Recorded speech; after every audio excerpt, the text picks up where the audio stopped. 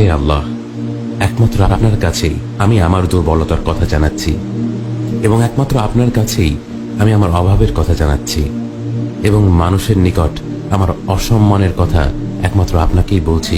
হে আরহামার রাহিমিন, আপনিই তো প্রতিটি দুর্বল ব্যক্তির রব, এবং আপনিই আমার রব।